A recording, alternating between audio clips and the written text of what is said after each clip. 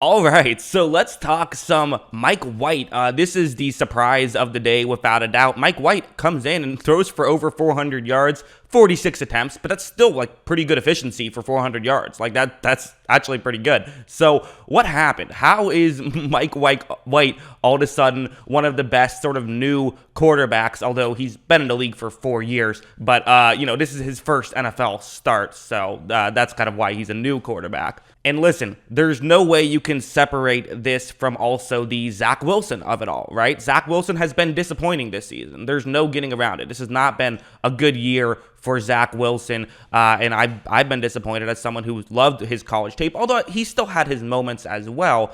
To me, I think the obvious take here and we'll get into why, is Mike White played well.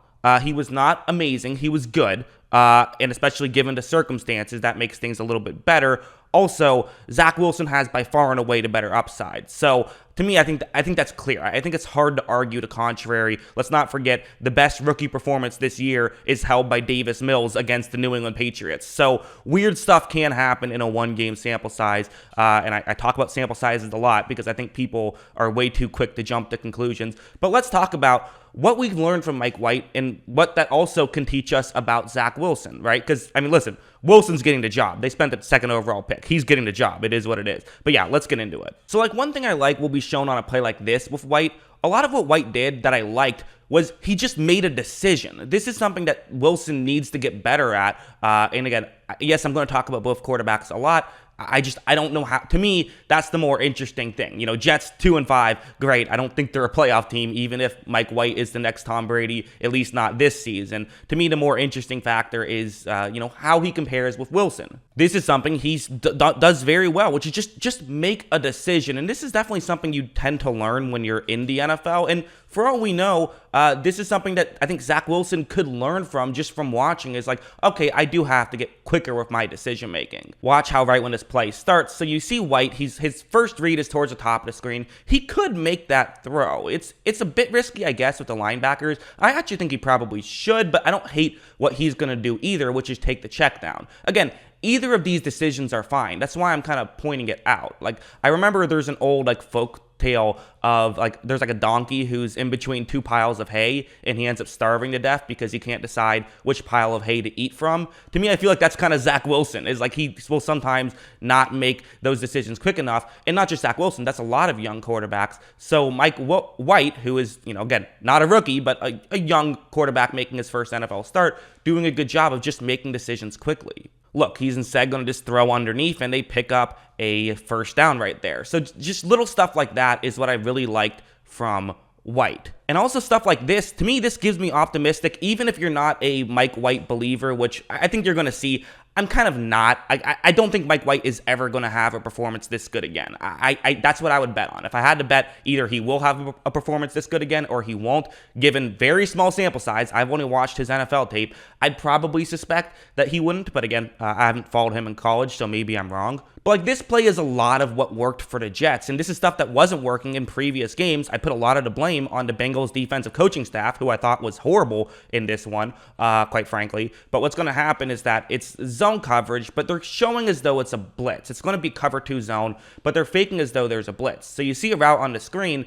This is going to get open immediately. What Mike White does well is he just reads this pre-snap. Just kind of these little things. It reminds me a lot of Mac Jones, right? Where despite being young, can pick up these little things well. Because again, I want to be very clear. Just because I'm saying I don't think he'll have a performance this good again, doesn't mean I don't think he's a good quarterback. I just think he got a little lucky in this game as well. That's all I'm saying. And again, we'll explain it on this play. Look, so White, makes the perfect read and is going to get rid of the ball quickly. This is a good play that probably should get them the first down, right? It should give you 7 yards or so, 8 yards, maybe 10 yards. That's what you would expect with this play. White gets it there quickly, very well done by White, and then there's a great run after the catch that turns it into a 25-yard gain. So that was what happened. I'm sorry it was. I know everyone wants to be the Mike White is the next Jesus hype train. There was a good chunk of that, which is good for the Jets. It's showing that, hey, regardless of who's at quarterback, maybe you actually do have some talent in the receiving core after all. And now I want to show this play because, again, I'm really struggling with this because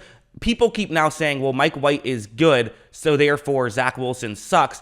I think they're both good. Like, I think Zach Wilson still has a ton of potential, and I haven't given up on him. I don't give up on prospects I believe in 6 games into their career. I also think that Mike White was really good. So I think that they're both good. I think that we don't have to compare them necessarily, although I also find it interesting to compare them. Because on this play, it's going to be a one-on-one matchup, and it's just going to be an awesome throw. Look, so White takes the snap, and it's just going to be, so you see that there is a bit of a window for him to make the throw. He has to get it up, though. And look, perfect throw. They do get the touchdown right there, and then it gets overturned after the fact. But he actually had another really good throw later on. Those back-to-back throws, I thought that was his best performance of the day. Like, those 2 really accurate throws. So a lot of stuff listen, if you're making decisions and throwing the ball accurately and throwing the ball quickly, you're going to have success in the NFL. Now, I want to show something like this now because, again, this is a good example of kind of the entire team just played better this game than they have in games past. It's a very real thing.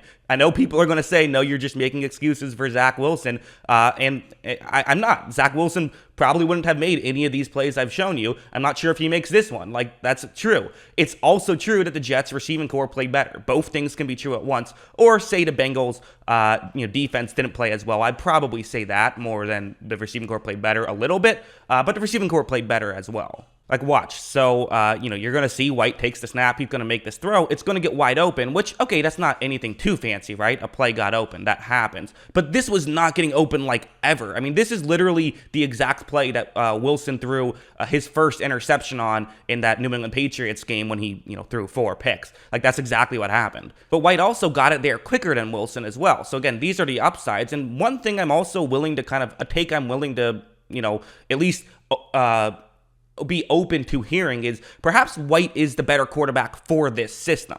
Again, I don't think there's any real question that Wilson is the quarterback with the higher upside, but I do think that there certainly is a question of which quarterback can run this system better. I think that's a much more reasonable argument. Now let's talk about some negatives, because there were some negatives, and we're all talking about the positives, and the positives were certainly there. And again, one thing I also should mention is kind of some of those plays might not seem that impressive. Like, okay, he's making the right play, good for him. But really what it was not just that he made the right play, but he was really consistent. There were only a few plays, a small handful of plays where he wasn't making the good plays. We'll talk about the negatives, and I think it's important to talk about them. So, a lot of people have been saying the 2 picks weren't his fault. That's kind of true, but they also could have been completions if he made a better throw, I think is a fair thing to also point out. This play, it's going to be man coverage. You have a slant route. It's a play that can work. Watch. So White takes the snap. He is going to make this throw quickly. So again, I love all that stuff. Get the ball out of your hands quickly. That makes sense. Do that. That's what I like about White. It's not going to go for a ton of yards right here. This is not one of the better plays. And unfortunately, it's a bit wide of a throw. And then it ends up getting tipped and intercepted. So the fact that it got tipped and intercepted was not his fault. Like, that's totally reasonable to say. The interception part does not count on him, but he did miss a throw, and sometimes when you miss throws, deflections will happen that will result in interceptions, but definitely I'm willing to say that was unlucky. So while he might have gotten lucky in some parts of the game, he also the luck evened out, I would say, with the 2 turnovers. The other one was just like that. But then we also got to talk about this one. I mean, this one was just a bad play. This was his worst play of the game, and it didn't end up costing them too much, but it's a 3rd down and 5 right here, and you're running basically a pick play, but again, not really sure I love this play call. I thought the play calling was basically what it always has been. It worked better against a team playing zone coverage consistently than it does a team that can, I don't know if the Bengals watch tape. I got to go back and check out what was going on in Cincinnati, why they made their decisions, because that was a really, really poorly coached game by them, although, again, for the Jets, good job taking advantage. But anyways, so you see this concept. It's one that can work, but it works way better against man. And I also should mention, there is a bit of a disguise here, so I think that White's just going to get fooled by this disguise. Like, look, as you see right when this play starts, so you see the receiver that White wants to hit, but he just, I don't think, reads this coverage correctly. I think he thinks this is man, which would mean it's a lot more open, but since it's zone, 22 for Cincinnati could easily run over and intercept this one. As you see, he jumps over and he knocks it away. It's a bad play. Do I really care that much? No, because he was so consistent in other ones, but we got to talk about it all, right?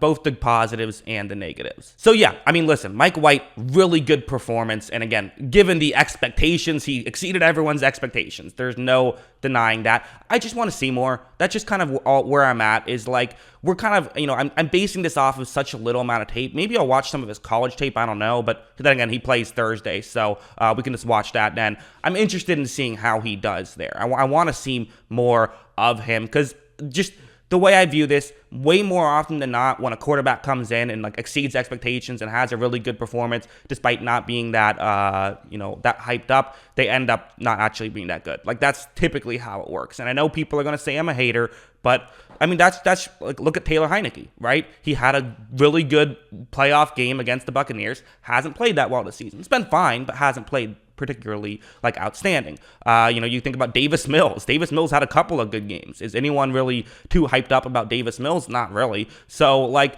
this does happen, and that's why I'm a bit concerned. Just because like, one good game does not a great player make, but he was very good, and he showed a lot of traits that I think can give you confidence. So it'll be interesting to see. I'm looking forward to seeing him, I want to see him get more playing time. I mean, it sucks, because I want to see Zach Wilson get more playing time too. So it goes both ways. But yeah, interesting stuff. Again, I know the Zach Wilson haters are going to be out in full force. I just think if you love a prospect, no matter how bad they play 6 games, you should still like them. If I liked Josh Rosen before that, I would have probably kept him.